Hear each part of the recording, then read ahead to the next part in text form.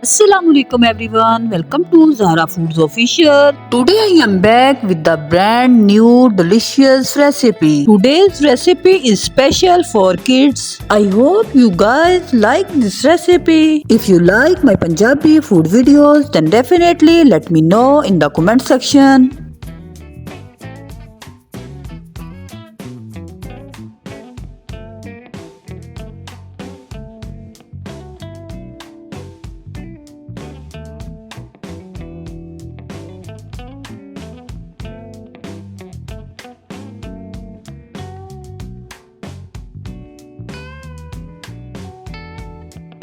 ਤੇ ਹੁਣ ਅਸੀਂ ਸ਼ੁਰੂ ਕਰਦੇ ਹਾਂ ਅੱਜ ਦੀ ਰੈਸਿਪੀ ਵਿੱਚ ਅਸੀਂ ਬਣਾਉਣ ਲੱਗੇ ਹਾਂ ਆਲੂਆਂ ਦੇ ਨੂਡਲਸ। ਉਸੇ ਵਾਸਤੇ ਅਸੀਂ ਲੈ ਹਸਬੇ ਜ਼ਰੂਰਤ ਆਲੂਆਂ ਨੂੰ ਅੱਛੇ ਤਰੀਕੇ ਨਾਲ ਧੋ ਲਿਆ, ਧੋ ਕੇ ਅਸੀਂ ਅੱਛੇ ਤਰੀਕੇ ਨਾਲ ਛਿੱਲ ਲੈਣਾ।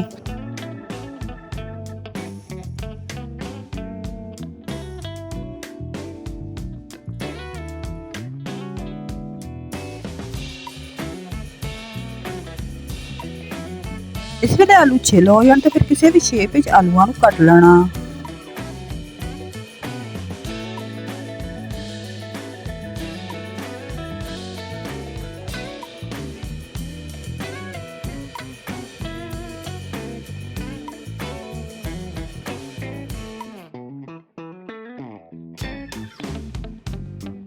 ਇਸ ਵੇਲੇ ਆਲੂ ਕੱਟ ਹੋਏ ਜਾਂ ਨਾਰਮਲ ਟੈਂਪਰੇਚਰ ਦਾ ਪਾਣੀ ਇੱਕ ਬਾਉਲ ਵਿੱਚ ਪਾਉਣਾ ਤੇ ਕੱਟੇ ਹੋਏ ਆਲੂ ਉਸ ਪਾਣੀ ਵਿੱਚ ਪਾ ਲੈਣੇ ਤੇ ਅੱਛੇ ਤਰੀਕੇ ਨਾਲ ਆਲੂਆਂ ਨੂੰ ਧੋ ਲੈਣਾ।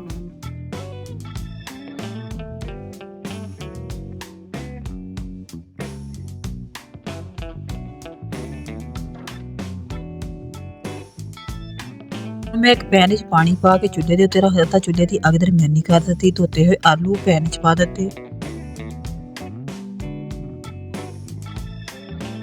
ਇੱਕ ਚਾਹ ਵਾਲਾ ਚਮਚ ਨਮਕ ਦਾ ਪਾ ਦਿੱਤਾ। ਜਿਸ ਵੇਲੇ ਆਲੂਆਂ ਨੂੰ 2 ਤੋਂ 3 ਉਬਾਲ ਆ ਜਾਣ ਤੇ ਚੁੱਲ੍ਹੇ ਦੀ ਅੱਗ ਬੰਦ ਕਰ ਦੇਣੀ ਹੈ ਤੇ ਆਲੂਆਂ ਨੂੰ ਸਟ੍ਰੇਨ ਕਰ ਲੈਣਾ।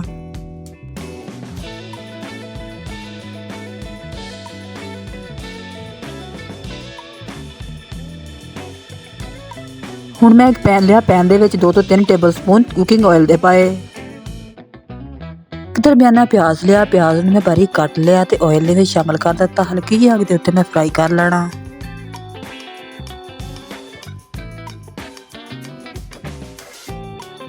ਜਿਸ ਵੇਲੇ ਪਿਆਜ਼ਾਂ ਨੂੰ ਫਰਾਈ ਕਰਦੇ ਹਾਂ ਮੈਨੂੰ 1 ਮਿੰਟ ਹੋ ਗਿਆ ਤੇ ਫਿਰ ਮੈਂ ਪਿਆਜ਼ਾਂ ਦੇ ਵਿੱਚ ਸਬਜ਼ ਲਸਣ ਸ਼ਾਮਲ ਕਰਤਾ। ਤੁਸੀਂ ਆਪਣੇ ਜ਼ਾਇਕੇ ਦੇ ਮੁਤਾਬਕ ਲਸਣ ਸ਼ਾਮਲ ਕਰਨਾ। ਅਗਰ ਤੁਹਾਡੇ ਕੋਲ ਸਬਜ਼ ਲਸਣ ਨਹੀਂ ਹੈਗਾ ਤਾਂ ਦੂਸਰਾ ਲਸਣ ਸ਼ਾਮਲ ਕਰ ਲੈਣਾ। ਹੁਣ ਪਿਆਜ਼ ਤੇ ਲਸਣ 30 ਸੈਕਿੰਡ ਵਾਸਤੇ ਹਲਕੀ ਜਿਹੀ ਅੱਗ ਦੇ ਉੱਤੇ ਫਰਾਈ ਕਰ ਲੈਣੇ। ਪਿਆਜ਼ ਤੇ ਲਸਣ ਫਰਾਈ ਕਰਦੇ ਹੋਏ 30 ਸੈਕਿੰਡ ਹੋ ਗਏ ਆ ਤੇ ਸਟ੍ਰੇਨ ਕੀਤੇ ਹੋਏ ਆਲੂ ਸ਼ਾਮਲ ਕਰ ਦੇਣੇ ਆ।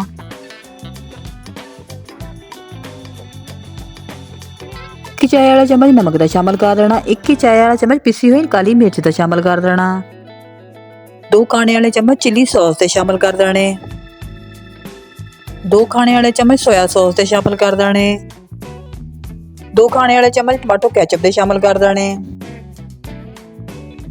ਇਹ ਸਾਰੀਆਂ ਚੀਜ਼ਾਂ ਆਲੂਆਂ ਸ਼ਾਮਲ ਕਰਨੇ ਤੋਂ ਬਾਅਦ ਚਮਚ ਦੇ ਨਾਲ ਅੱਛੇ ਤਰੀਕੇ ਦੇ ਨਾਲ ਮਿਕਸ ਕਰ ਲੈਣਾ।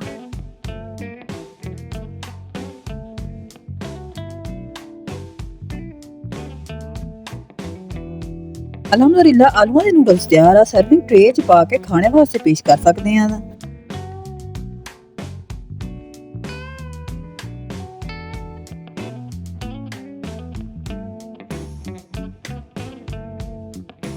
ਆਲੂਆਂ ਦੇ ਨੂਡਲਸ ਮੈਂ ਖਾ ਕੇ ਦੇਖੇ, ਮੈਨੂੰ ਤਾਂ ਬਹੁਤ ਹੀ ਮਜ਼ਾ ਆਇਆ। ਬੜੇ ਯੰਮੀ ਸੀ, ਬੜੇ ਸਵਾਦੀ ਸੀ। ਤੁਸੀਂ ਵੀ ਆਪਣੇ ਘਰਾਂ 'ਚ ਇਸੇ ਤਰ੍ਹਾਂ ਜ਼ਰੂਰ ਬਣਾਉਣਾ ਤੇ ਮੈਨੂੰ ਕਮੈਂਟ ਸੈਕਸ਼ਨ 'ਚ ਜ਼ਰੂਰ ਦੱਸਣਾ ਤੁਹਾਨੂੰ ਇਹ ਰੈਸਿਪੀ ਕਿਹੋ ਜਿਹੀ ਲੱਗੀ ਤੇ ਮੈਨੂੰ ਦੁਆਵਾਂ 'ਚ ਯਾਦ ਰੱਖਣਾ। ਇਸੇ ਨਾਲ ਹੀ ਅੱਜ ਦੀ ਵੀਡੀਓ ਦਾ ਕਰਦੇ ਐਂਡ ਇਨਸ਼ਾਅੱਲਾ ਨਵੀਂ ਵੀਡੀਓ ਤੇ ਨਵੀਂ ਰੈਸਿਪੀ ਦੇ ਨਾਲ ਫਿਰ ਹੋਵਾਂਗੇ ਹਾਜ਼ਰ। ਉਸ ਵਕਤ ਤੱਕ ਇਜਾਜ਼ਤ, ਬਾਏ ਬਾਏ, ਟੇਕ ਕੇਅਰ, ਰੱਬ ਰਾਖਾ।